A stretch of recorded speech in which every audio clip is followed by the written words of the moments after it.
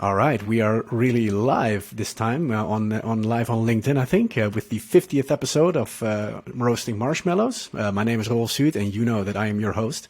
Next to the 50th episode, this is also the 1 year anniversary, so we are really pleased to have made it this far, and who knows how far we will get in the future. But today it's all about, of course, celebrating, but it's also about budgets, because creating a budget is one way to stay on top of your expenses as a business, but also as a household, I guess. But most companies spend a lot of time analyzing past performance to come up with budgets for next year, trying to stick to them as close as they can. But due to today's rapid changing markets, traditional budgeting might not be the best fit for companies anymore. So beyond budgeting is the idea of abolishing traditional budgeting processes to eventually establish a highly decentralized organizational system and adaptive set of management processes. And today we are sitting around the campfire with Bjarte Bogsnes, chairman of the Beyond Budgeting Roundtable, and he has helped numerous companies globally getting started on their own beyond budgeting journey. Bjarte has a long international career with more than 25 years of beyond budgeting experience, having worked in both finance and HR. He's a popular international business speaker and is the winner of a Harvard Business Review / McKinsey Management Innovation Award. He is author of Implementing Beyond Budgeting, Unlocking the Performance Potential, a theoretical introduction and a practical guide to bringing such a more empowered and adaptive management model to life. Welcome, Bjarte, to the 50th. Thank you, and congratulations. Yeah, thank you very much. And I'm joined today by my two co-hosts as well, Henrik and Panche. Welcome, guys. Hi. Well, thanks. And looking forward for this conversation because I think I'm in love with the conversation about no estimation, and I guess Beyond Budget touches similar principles as well. And I think it's a thing that triggers a lot of people. Every time I talk about there is a chance that you can do things without budget, everybody goes like bananas on me. So I'm very curious to hear this story. Yeah. So, Bjarte, before... Oh, sorry, Panche, go ahead, of course. Yeah, and I think this whole idea about beyond budgeting came to us from the book that was written by John Buck, and we spoke to John also earlier this week, so he has sends his best regards to you, Bjarte. Thank you. That's where we got introduced, and I actually really enjoyed reading your book. The language in which it's written, it's really speaks to me. Really easy read, and quite some interesting topics and ideas in there. So really, looking forward to go into some of those more in detail. Thank you. I'm happy you liked it. I was trying to write a book that I wanted to read myself. So, yes, it is a story from the trenches of implementing this stuff. I liked it, and the language really speaks how people at work would really talk to one another, and also not just business people, also developers, the way they would speak the words. I was like, man, I had to chuckle a few times reading the book, so it's really nice. Nice. Thank you. So Bjarte, what's the problem with classical, traditional budgeting methods? Why is it not really working for companies? Well, first of all, beyond budgeting, as you kind of indicated, is about much more than budgets. Yeah. And it's really about changing traditional management. Mm-hmm. But at the core of traditional management, we find not just the budgeting process, but the budgeting mindset. And that is where the name is coming from. But again, it is about much more. There's, as you know, there's a big doses of leadership into this. And Beyond Budgeting also has views not just on budgets, but performance evaluation, on incentives and rewards. Yeah. So it is a pretty comprehensive complete leadership and management model. But it is unique in the sense that I don't think there are any other alternatives to traditional management that also address the budget problem. There's a lot of great stuff out there, many communities, many models, including Agile, but if you think about Agile, then, and I'm a big fan, so this is not criticizing Agile at all, but Agile was born in software development. Right? It was not designed as a way to run an organization. And what we have experienced in all these years of scaling Agile and business agility is that the holes in Agile become visible. And these are the holes that Beyond Budgeting is filling, because the concepts are based very much on the same philosophy. Yep. But again, Beyond Budgeting addresses things that Agile didn't, simply because it was born in a different place. Beyond Budgeting was born as a alternative way of running an organization. What could an example be of a hole that Beyond Budgeting is filling? Could you give an example? Yeah, for instance, I mean, we Agile doesn't say too much about how to set good business targets, yep. or how to do good forecasting, or how to allocate and optimize resources in a good way, and so on and so on. That's a few examples. Okay. But the problems you asked, well, that list is long. It's very long. But it all starts with the assumptions that this way of thinking and this way of managing is built on, and it's basically two assumptions, and this goes not just for budgeting but for traditional management in general. Assumption number one, you can't trust people.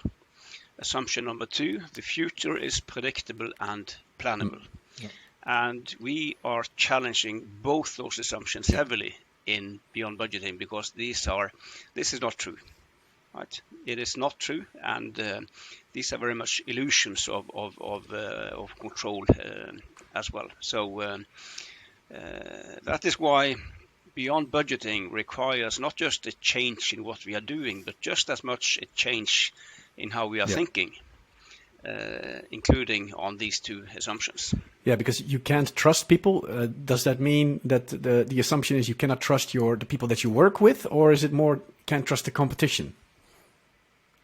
Well, this is about management, not trusting employees in this context. But that's pretty horrible, right? Because who wants to work with people that you don't trust? Yeah. But the funny thing is that when people are recruited, everybody say we are looking for the best, and suddenly when you have a kind of on the inside, then suddenly you are exposed to all these control systems, and the evaluation system also makes sure that most people are average, right? Even if companies claim to recruit the best. That's also one problem with traditional management. Yeah, about the evaluation and compensation. I remember when I was working for my earlier company, where we had the yearly round of salary increases, and they offered me let's say €100 extra, and then I said well, I think I did really well, so I think I deserve a little bit more. And then my manager at the time said well, if I give you more, then I can give your colleagues less, because I just have a budget for giving raises out. So. Yeah, it has nothing to do with my performance, but it has more to do about, how much can I sabotage my coworkers so that my raise will be higher. At least that was the thought that came across my head, of course, at the time. So it felt really, counterproductive. Yeah.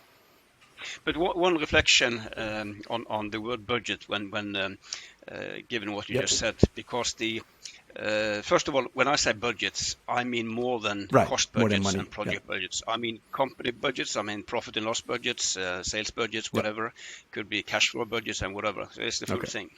And then when it comes to the cost budgets, the one misunderstanding around Beyond Budgeting is that no traditional budget, the cost is not important, I can spend whatever I want.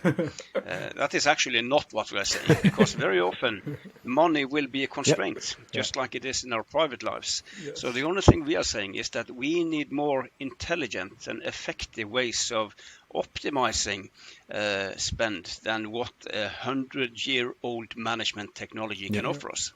Yeah. It's quite amazing. This technology is 100-year-old. And by the way, do you know who invented budgeting? That was Mr. James O. McKinsey, the founder of McKinsey Consulting. Okay. And obviously, I never met the guy, but I don't think he was an evil guy. I think he had the best of intentions. He wanted back then to help organizations perform better. And it probably did 100 years ago, maybe even 50 years ago. But today, this way of thinking, this way of managing is doing exactly the opposite. It has become more of a barrier. than a support for getting out the best possible performance. Because that is basically what Beyond Budgeting is about.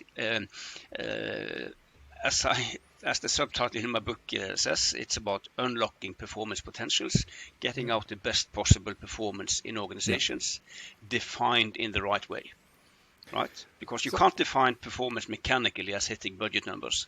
That is meaningless. So you need to define performance broader.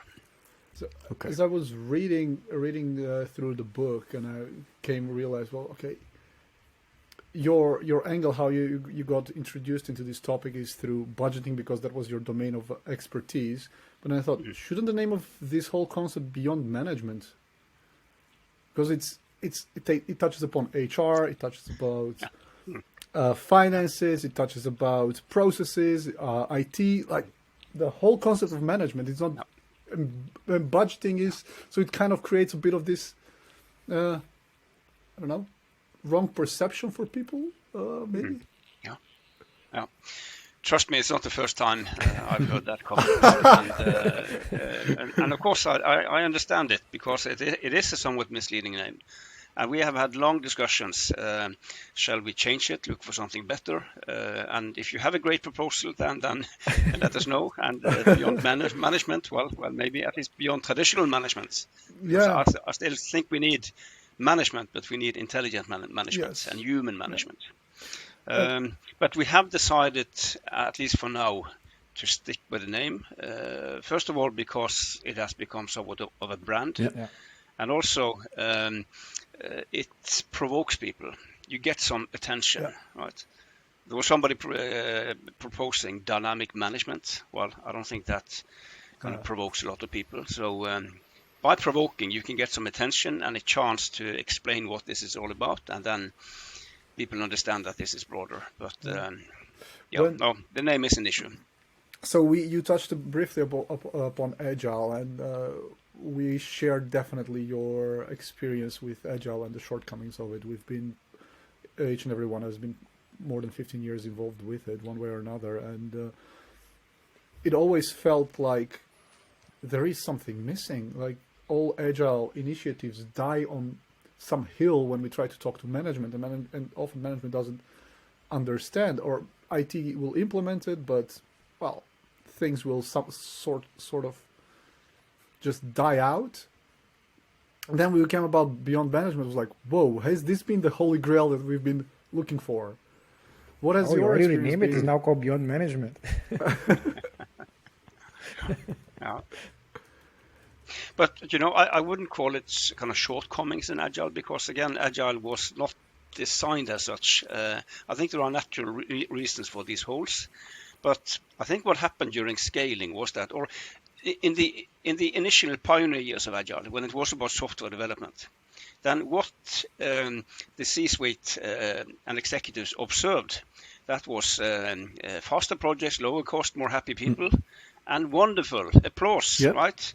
Great stuff. I love Agile. Who can be against that? Yeah. And then Agile started to scale, and suddenly it had implications for executive beliefs and behaviors. And then it wasn't that fun anymore. I think that is one reason why, kind of beyond the holes, that scaling Agile is hard. I think another possible mistake was to use the same framework and language and labels that were so relevant in those early days when you're scaling, because I mean, an executive that are unfamiliar with rugby would think that Scrum is a kind of skin disease, right? or that Slack is about laziness, or Sprint is about running faster. So I think this is where Beyond Budgeting provides a language that these executives understand. Yeah. They might disagree, but they do understand the language. And I think those two things are part of the problem with scaling Agile beyond the holes that we talked about. Because then which language do you guys use? That you, like, as an example, just for me to understand, if you would compare, like, for example, what Agile uses is Scrum, then do you have like a framework for Beyond Budget? Yeah, if you look at the 6 management processes that are part of the 12 principles in total, we talk about target setting, forecasting, resource allocation, and so on, and within those labels, a lot of other words that again executives can relate to.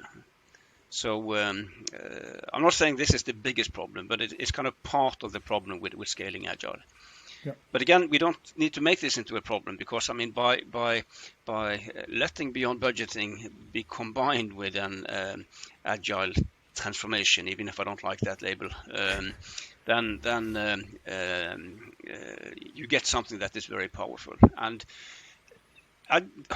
today it seems like every respectable company is on an agile transformation journey in some form or shape. Yeah. And they all discover, and often quite late, Yeah. that there are holes here, there's something missing, and we are called in to help. So it's really given us a big boost when it comes to the interest in Beyond Budgeting. And obviously the other boost has been the pandemic, which again has opened the eyes for a lot of people that we need to do something. But like when they come to you, like for example, they say like, hey, we are doing this transformation, and they come to the realization that this agile transformation is not working, or like, I wonder how they come to the realization that they need something like Beyond Budgeting. That's the, let's say, the rewiring their brain. Like, how do they make that connection? Yeah. Well, I think it varies. I mean, sometimes it is kind of agile coaches in the company that themselves realize this, and they might have heard about Beyond Budgeting. Sometimes it is executives getting this, and sometimes we are kind of gently nudging companies to help them understand that there's something missing. So I don't think there's kind of one pattern leading to this, but there's a clear trend that these companies ask for help. And like yourself, I imagine, because I don't fully know your full background, but like as Pancho described, you started on this part of your career. At some point, then you are like part of this process, right? Like doing budgeting and doing this whole thing, and maybe not per se believing that you could not trust people, but somehow you are in that system. Like, what was the click for you? Like, this is just not for me. Has to be a better way. Well, it's a long story, but if we have the time, I'll share that story with you, because it's fascinating, and it's shows that you need a bit of luck and some wise people around you. But again, I mean, you said I started out as a budgeting guy. My first management job in a company called Statoil. It's called Equinor now. By the way, I've just taken early retirement from Equinor in order to be able to work full-time with this. But my first management job in Statoil back in the early 80s was actually head of the corporate budget department. Ooh. So I know what I'm talking about.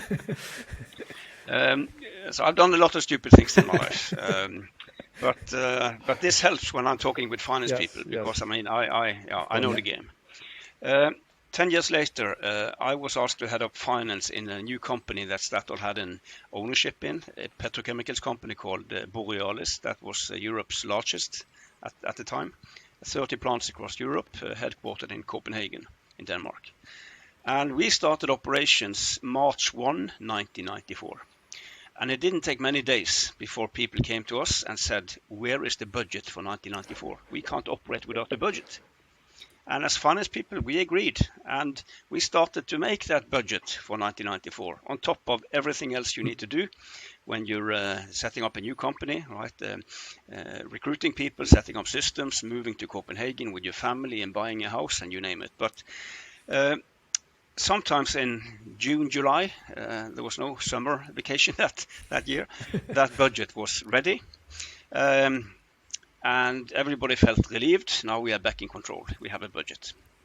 I think it took 2 days before people started to talk about the budget for 1995. We need to start thinking about that. We are already late. It's summer. And again, as finance people, we agreed and started to work on that. Again, on top of everything else that you have to do. And sometimes during the autumn, also that budget was ready. So in this startup year, we had actually made 2 budgets, which is quite takes quite an effort because it is a new company. The only energy we had left, we spent at the hotel outside of Copenhagen, spent the day, gathered the finance people from across Europe, and the purpose of that day, that was to improve the budgeting process in Borealis. And we spent this day having completely unimportant discussions about, shall we move this column from here to here? Shall we stop asking for this number? And so on and so on. Peanut issues. Towards the end of the day, as we were about to move another column, then suddenly we heard from down in the corner a guy that usually was quite active, but this day he had been very quiet. Suddenly we heard, what if we don't budget at all? The room became dead silent. Everybody turned around, looked at the guy. Nobody said anything, but I think we were all thinking the same. This guy needs a vacation. and that was it. I mean, we just continued to improve and then finish the day. But that comment turned out to be a kind of a defining moment, number 1 on this journey. Because I think maybe half a year later, a little bit more, then everybody realized that the synergies coming out of setting up this new company, it was a merger, it wasn't enough. It's a very competitive business, very thin margins, so we needed something more. So the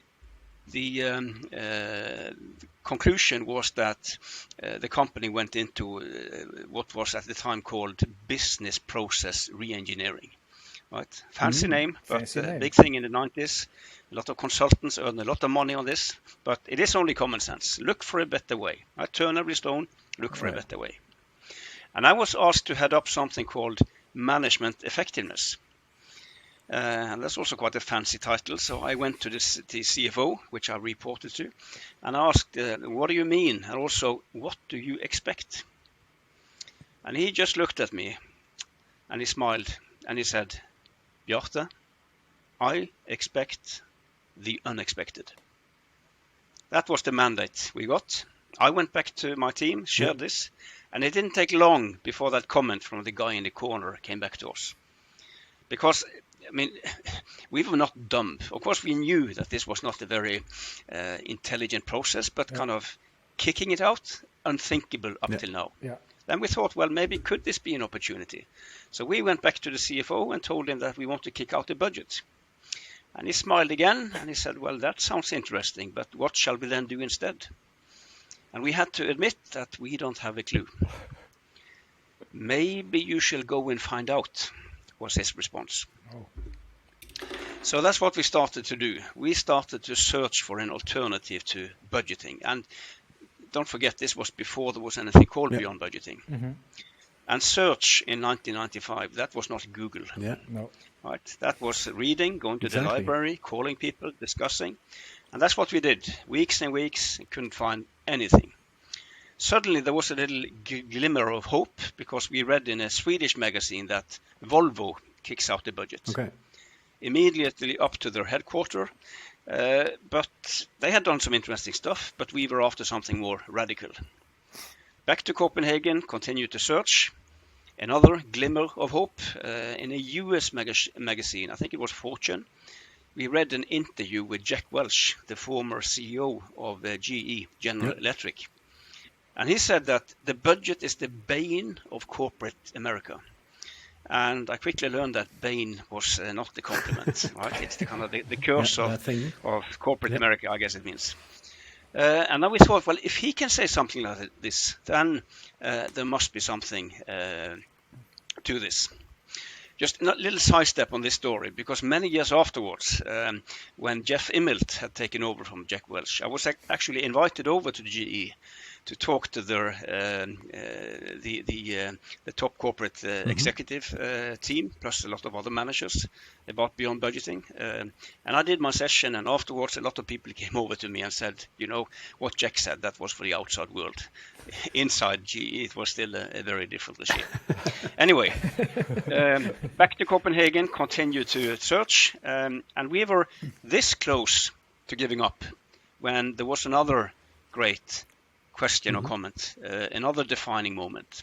There was a guy on the team asking, why do we budget? Yeah. And we looked at him and we thought, what kind of question is that? But it turned out to be a great question that cracked it all. And from 96, we were operating without budgets, and it worked wonderful. Cost even came down. But like in this process, then you guys were like, because your CFO needed a budget, then you guys were already studying and researching. So then you didn't do budget at all, or you did your budget and you went in parallel doing this research? No, I mean, as long as before we had cracked it, of course we had a budget, both for 1995, for half of 1994 and for 1995. But from 96 we operated without budgets. And when you're asking, well, what did we do? That's also a little bit of a long story, but it is an important part of the story. Yeah. It goes back to this question of why do we budget? Because if you ask that question to managers, finance people, executives, most of them would come up with not just one, but 3 different reasons for making a budget. Companies make budgets in order to set targets. Financial targets, sales targets, production targets, right? So that's one purpose. Companies also make budgets in order to understand what next year can look like in terms of profit, cash flow, and so on. So it is a kind of forecast of what next year could look like, and you would like that to be as a reliable forecast as possible. Yeah.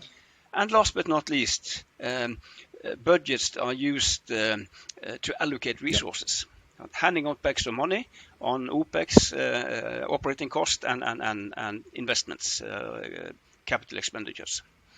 And it might seem very efficient to solve all 3 purposes in one process and one set of numbers, but that is also the problem. Yeah. And let me explain why. Let's assume that we are moving into a budget process, and upstairs finance want to understand next year's profit, and they start on the revenue side and they ask responsible people, what's your best number for next year, or numbers?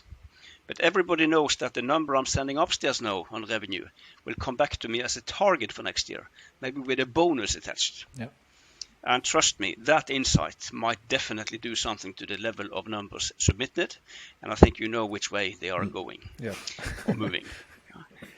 Then if you turn to the cost side or investments, the same people, other people are asked, what are your best numbers for next year? But everybody knows that this is my only shot at getting access to resources for next year. And some might also remember that 20% cut on that initial proposal last year. And that insight and that memory might also do something to the level of numbers submitted. Yeah. And again, I think you know which way the numbers to the are moon. moving. To the moon. And you know, we can smile and laugh a little bit about all of this, because this is something most people recognize because they have experienced it themselves. And it sounds like you've done it too. But this is actually quite a serious problem. Not just because it destroys the quality of numbers, but also because it stimulates behaviors that I would call at least borderline unethical. The lowballing, the sandbagging, the gaming, the resource hoarding, the internal negotiations. That's not the kind of behaviors we would like to see, right? So this is a big problem. On the other hand, I'm not blaming people behaving like that, because they are just responding to the system that we have designed for them to operate in. Exactly. So this is not about fixing or changing people's behavior through fixing people. Yeah. It is about changing systems, which again will change people's behaviors. Exactly. Yeah. The good news here is that there is a very simple solution. We can still do these 3 things, but we should do these things in 3 different processes, because these are different things. Yeah, makes sense. Right? A target, it's an aspiration. It's what we want to happen. While a forecast is an expectation, it's what we think will happen, whether we like what we see or not. Brutally honest, right? 50-50. And last but not least, resource allocation is about optimizing scarce resources. And by dividing this into 3 processes, first of all, we allow for targets to be more ambitious than forecasts, which they typically should be. But even more importantly, when you have separated, you can start to improve each one in ways that would be impossible when it was all bundled in one process and one set of numbers. Then you can design much more intelligent targets that inspire and motivate people and maybe stretch people without feeling stretched. We often talk about relative targets as one example. You can do things with the forecasting process so that you get the politics out of forecasting. Because now forecasting is no longer a bid into a target negotiation. It is no longer an application for resources because we have different processes for that. It's just forecasting. You have nothing to gain by gaming your forecast. Exactly. And again, we don't need a million details in a forecast because we are looking at the future. There's uncertainty. We can't bring with us the same the detail level as we do in accounting when we are looking at the past, when there's no uncertainty. And last but not least, how can we find, again, more effective, intelligent ways of managing cost than what Mr. McKinsey could offer us 100 years ago? Yeah. And how can we, then we can also discuss which rhythm should we organize each of these purposes and processes on, right? Because doing something with the rhythm is also important in Beyond Budgeting. Why on earth shall everything be calendar-based and circulating around the fiscal year of typically January to December?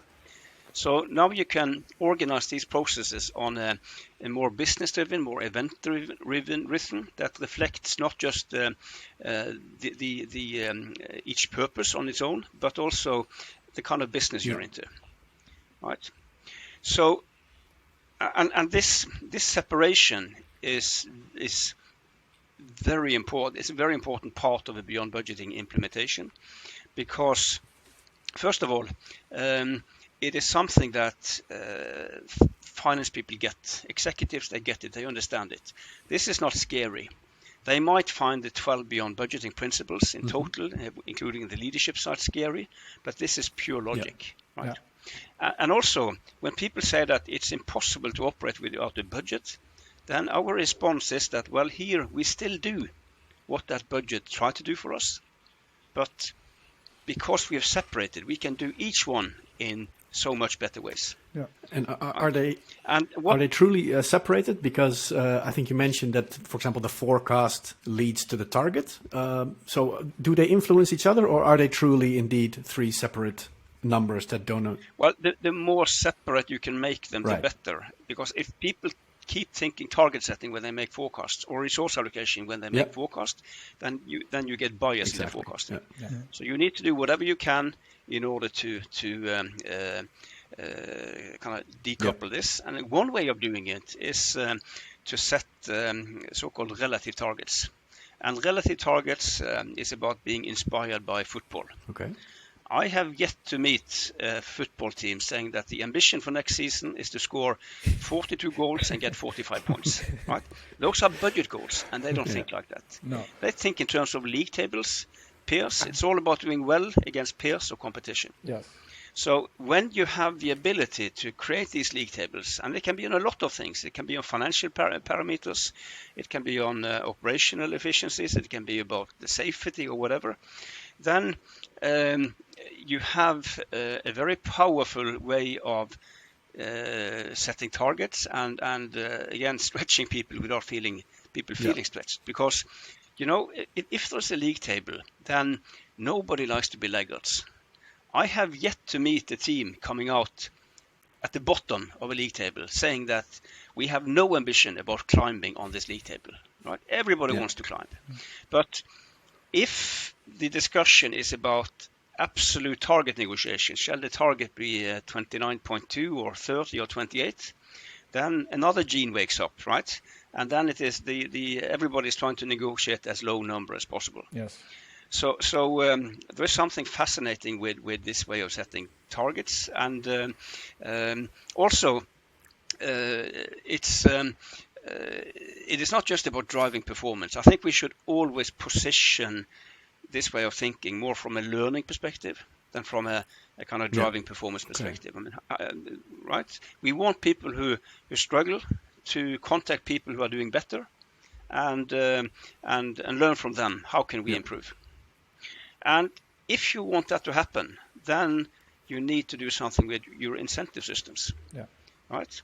Because if you're at the top and of a league table, and you and your team, and it's all about individual bonuses, why should you want to help somebody that one day might threaten your number one spot and have implications for your bonus?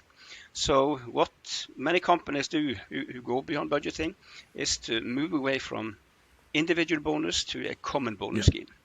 The classical example is that so it's a common bonus scheme driven by how is the company doing versus competition, and that gives everybody a reason to help each other. And this is an example of how you need coherence and consistency throughout your management model, all the way from target setting via forecasting, resource allocation, performance evaluation, and rewards.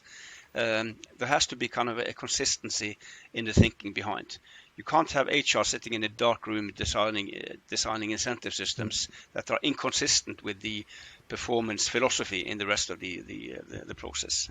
So I guess that's where the tricky part comes. No, let's say if we would call beyond budget implementation or transformation, this is I think the challenge. How then, because so let's say if I look from the agile point of view, right, we say the same, let's break silos or bring people together, have this whole cross-functional thing. But then in your experience, how do these other people like HR, like, hey, HR is my business, you guys are doing budget, and you come with your beyond budgeting to me, I'm the expert. Like, how do you guys then bring these people on board?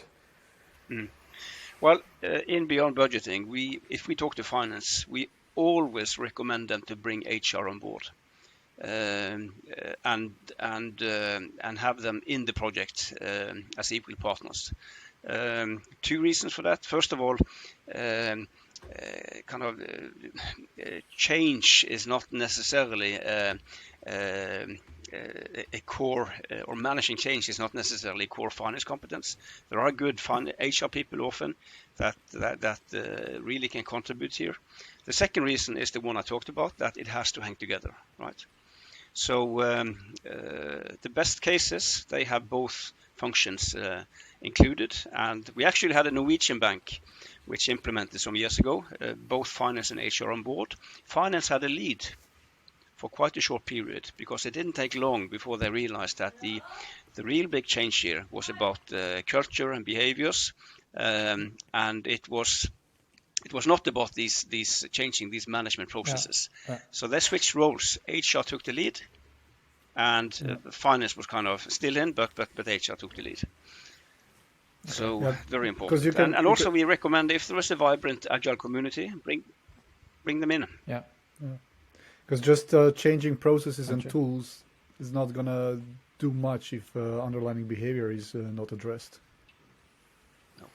But of course there is a link between processes and culture and behaviors, and you can change culture and behaviors by changing processes, for the better or for the worse, by the way. But it has implications, right? So I think you can't change culture in isolation. You have to do it through your management processes. And again, as we talked about, the other thing you have to change is how people think. That's the hard part, right? To change what you do is much simpler than changing how you think. When you stumbled on this idea, the story that you just explained briefly ago with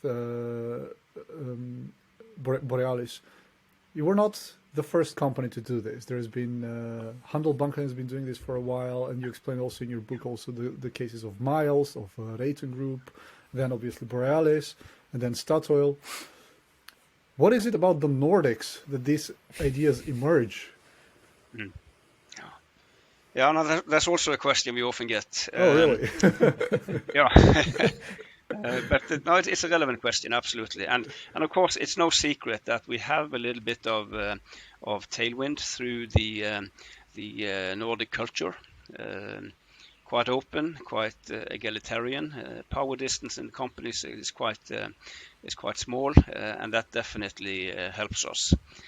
So, but still, if you look at the list of companies on the journey today, you find them all over the world.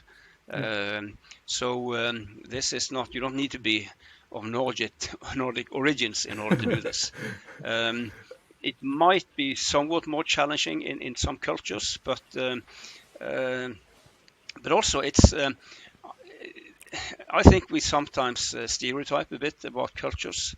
I mean, and even if there is one kind of national dominating culture. There's always subcultures. Yes. One example, again, Equinor is quite big in the US, and the company recruits mainly from its competitors.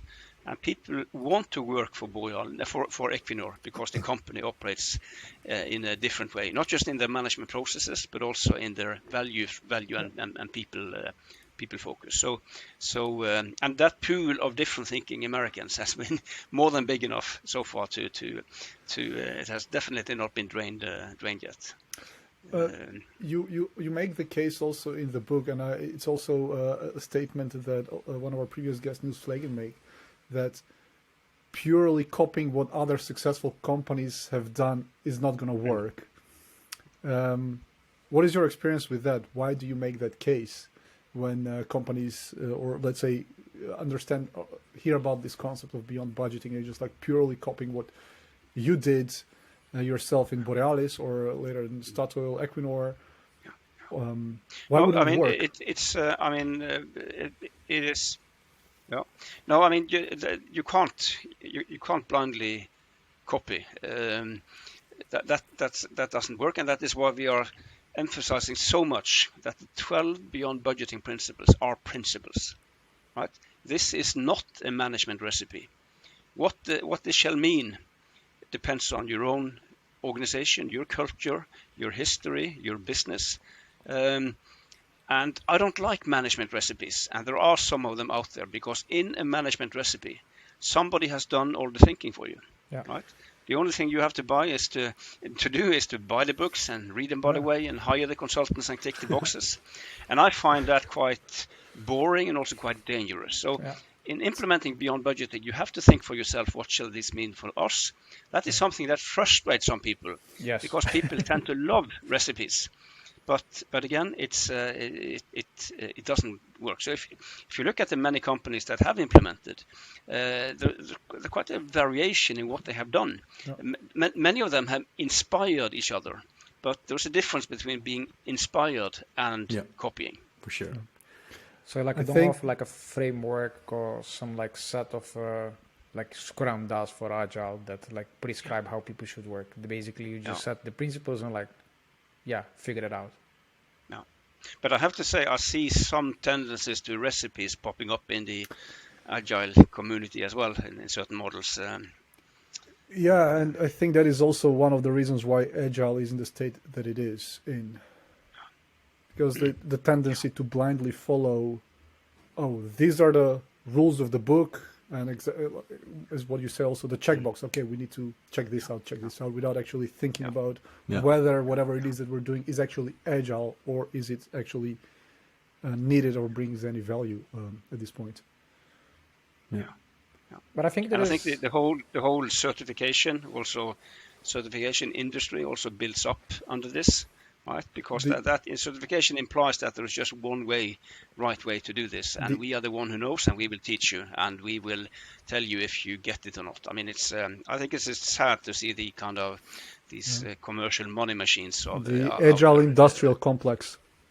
Yes, that's a nice way of putting it. I think there is one difference though, like because when I work for like a big company, I see a lot of people, at least who comes to IT, that they don't have an IT background, right? And let's say if I'm going to look from finance, finance has probably, and I'm going to say something that I don't know, but you can probably correct if I'm wrong, has existed for very long. The profession is there. There is not like a huge boom of, we need finance people.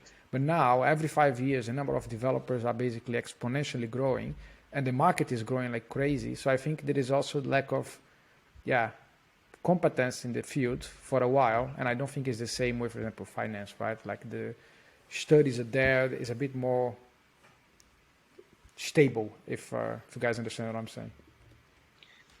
Yeah, but I mean, traditional finance and management has a long history, but beyond budgeting is new, just like Agile. Beyond budgeting was born roughly at the same time as a few years before the Agile Manifesto was written. So there is the same need for building competence in the finance community on beyond budgeting, as you describe here in the Agile community. But building competence doesn't have to mean commercial certification, right? Yeah. We do a lot of training. We build a lot of competence every day, but we have not gone down the certification route for the reasons I just described. And is success guaranteed? You said like a lot of companies they contact me for helping them implementing the Beyond Budgeting, but does it work for all your clients? Well, first of all, it's not just me. I mean, we are more people working on this. So yeah.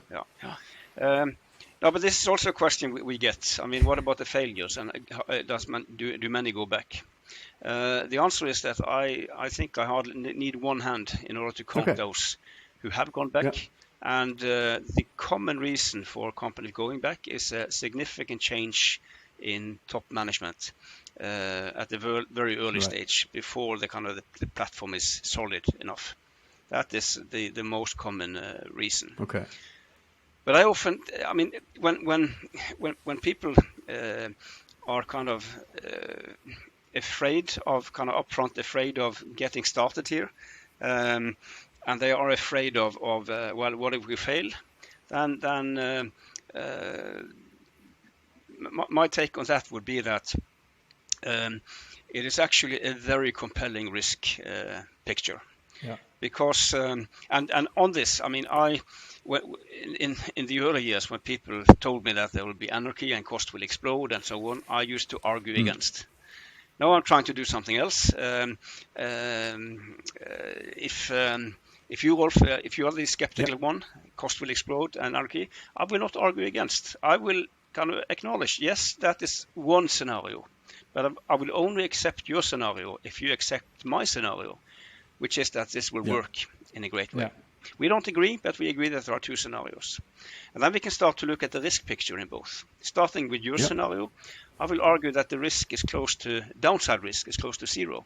Because if it doesn't work, if you're right, we can go back to the old way tomorrow. Yeah. There's not a single soul who will have forgotten how we budget, right? Yeah. So the only risk is that my next job is maybe not that interesting, but that's not a big risk from your perspective. Okay. Yeah. Then moving to my scenario, look at that huge upside potential. Look at all the great success stories and the performance boost that so many companies have gotten. I mean, it is a very compelling risk picture, huge upside potential, very limited downside risk. Like, did you ever experience like that they actually moved to Beyond Budgeting and they are doing well, and for whatever reason they changed management and these guys, oh no, I don't want to do this, I'm unaware of this, let's go back to my other way? Because I can imagine it's quite a fundamental change in our organization. Yeah, absolutely. And of course, when I'm talking about change in top management, it's typically about external recruitment. If there's both a new CEO and CFO coming in who are a bit cold on this, then of course Beyond Budgeting is at risk. Absolutely. Interesting. So I was wondering, we were talking about forecasting a little bit, so it's kind of a different topic, I suppose. But I have no real experience in budgeting and all this stuff, so I have no idea what is a rolling forecast. What is it? Yeah. Well, again, I mean, it starts with separating these three into three processes. One of them is forecasting. The standard, and this has to do with risk, so frequency and time horizon. The standard, because beyond budgeting companies, they do forecasting. After they have made that budget, they make forecasts, right? And very often on a quarterly basis. But the interesting thing with those kind of forecasts is that the further out in the year they get, the less interested they become in what lies ahead. Because when they make that initial budget, well, then they want to understand 12 months ahead, all of next year. Moving into first quarter, making a forecast, and suddenly 3 quarters is enough. Yeah. Right? We can still look till year end, and then mid-year, 2 quarters is enough, and then 1 quarter is enough. And then suddenly they get interested in 4 quarters again because it's budget time. So you have this accordion forecasting horizon, which is quite interesting, a bit stupid actually. Forecasting against the wall, as we often call it. So what Beyond Budgeting recommends is to do something with the rhythm. And one alternative is a rolling forecast where the frequency very often is quarterly. It doesn't have to be, can be monthly, can be longer, depending on what kind of business you're in. And you have a rolling horizon. So many companies doing quarterly rolling forecasting, they always look 5 quarters ahead, right? So there's no accordion. The Beyond Budgeting principles doesn't kind of specify as directly this way of doing forecasting. There are, and this means that there are also other ways of doing it. In Equinor, that company does what they call dynamic forecasting, which basically means that there is no predefined frequency.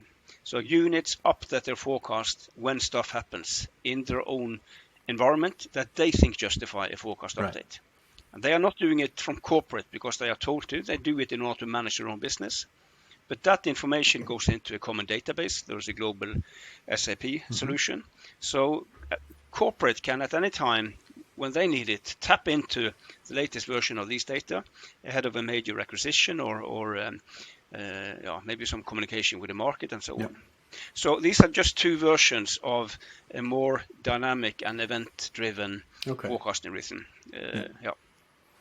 Like one thing that you mentioned about the relative target that make me think now, after you spoke 20 minutes ago about it, is that, did I understand correct that it has to be benchmarked with the other competitors in the industry or not? Well, that can be one type of external benchmarking, but again, back to Equinor, 99% of those benchmarking or league tables, it's internal. It's comparable units being compared in a kind of, call it a friendly competition. Again, with more emphasis on learning than on competition. But it's so you don't. 2 things. First of all, you don't need to be able to benchmark with competitors in order to go beyond budgeting, and you don't need to do benchmarking at all in order to go beyond budgeting. It just makes things a little bit easier. But it is not a condition that you can do internal benchmarking. But if you can do it, it is quite a nice and effective and self-regulating way of thinking about performance. But then if you don't have the internal benchmarking, can you still do relative target? No, I mean, well, we think about relative in kind of 2 dimensions. The first dimension is about comparing input with output. Yeah. So a unit production cost target, right? Then you can spend more if you produce more, right? So that's one way of thinking relative. And then you can or combine that with other units in the benchmarking, right? But if none of this is possible, then it is still possible to operate with what we call absolute numbers and absolute targets. So there is a target of, say, 28, but the more absolute your targets are, the more important it is that your performance evaluation is what we call holistic. The more important it is to go beyond or behind measurement, and look at what measurement did not pick up, look at tailwind, headwind, changes in assumptions, the ambition level of targets and so on, and not just kind of blindly comparing your actual number with 28. Very important part of the model. And I think now I'm curious as well about this part that you mentioned about, let's say, this friendly competition, but with emphasis in learning, because I did work in a few companies in the past that they had some sort of friendly competition, but somehow I never felt a healthy competition, right? That maybe because we didn't have the whole, let's say, the right environment or the right setup, but then like how then Beyond Budget like creates a system that doesn't create this emphasis in learning and not get like toxic to the point that teams or I don't know exactly what the distribution would be, or departments start actually competing on a very passionate level. Yeah. No, I mean, it is a very powerful mechanism. It must be applied with wisdom. And again, you need to think about the incentive part of this. I mean, if you combine this with individual bonuses, then you might have issues. But again, if you have a common bonus scheme driven by how your company is doing versus competitors, then it gives everybody a reason to help each other. And this is by a way. This is a key element in the Handelsbanken model. This Swedish pioneer that actually started out back in 1970. No budgets, no targets, no individual bonus. And in their model, they do a lot of benchmarking between branches. On, for instance, a KPI called cost-income ratio. Right. So, and if there is a unit in Handelsbanken, a branch struggling on this on cost-income ratio compared to other branches, there are no instructions from above telling this unit to cut cost or do this or do that. The message from above is that we note that you have a problem, but it's your problem. You are closest to that problem. Yeah. You are the one with best knowledge of what the right medicine is, and your medicine cupboard is big enough, contains most of what you might need to do. Is this about recruiting more people, local decision? Is it about salary levels outside of the regulated area, local decision, and so on and so on? Right. So they have a saying in this bank that our chairs have no back. Right. There is no one to lean back on and said that, well, you told me, and I'm blaming you, right? Yeah. Well, and again, it's a very fascinating management model. In these stories, we're slowly building a case for decentralization and autonomous run units, but also I hear underlining case for also centralization. So, for instance, like how do you measure, how do you report? Or gathering the benchmarking, that's also a centralized process. Which processes should be centralized and which processes should be completely left autonomous or decentralized? Well, I think it's a good question. I think we need to distinguish between kind of business activities and decisions and back office services as such. And I have no problem with any company saying that we have one finance system in this company and everybody shall use it, right? That is not about kind of taking autonomy away from people. Even Handelsbanken is doing that. It's actually a prerequisite for a lot of the other things that we need in Beyond Budgeting, the transparency and one version of the truth. Yeah. So again, but then you kind of in the borderline between these, then you of course find things like shared service centers, which sometimes and too often are disasters, because they are kind of destroying work by the way they are chopping up work. And if you are familiar with Vanguard and the Vanguard method, they do a lot. Actually, our partner in the UK, Vanguard Consulting, and they. The founder John Seddon has written great books on this stuff of the stupidity of destroying services by putting them into shared service centers and measuring the wrong things in these shared service centers. Okay, I think we need to close it down right now here. We've been talking for an hour with Bjarte, and I've been learning a lot about Beyond Budgeting. It's about a lot more than I initially thought. So thank you very much, Bjarte, for your expertise on the subject. If people want to know more, where would be a good place for them to look? Check out the Beyond Budgeting Roundtable website. It's called bbrt.org. And when you're online, you might want to check out my own website. It's called bogsnesadvisory.com. But start with bbrt.org. There are some good books out there as well. Not just mine. There are other good books as but well. Yours is the best. No. And you'll find more information about these books and a lot of other stuff on that website. And sign up to our newsletter, so we'll keep you posted about what is happening in this exciting community. Well, we'll definitely include this information in the description so people can check it out. All right, so I would like to thank everyone for being here. And Henk, Panche, Bjarte, thank you very much. And I want to thank the listener as well for tuning in for this 1-year anniversary 50th episode of Roasting Marshmallows. Please send us an email at podcast@4scouts.nl or reach us on Twitter at 4scouts. All right. Thank you very much and see you next time. Bye-bye.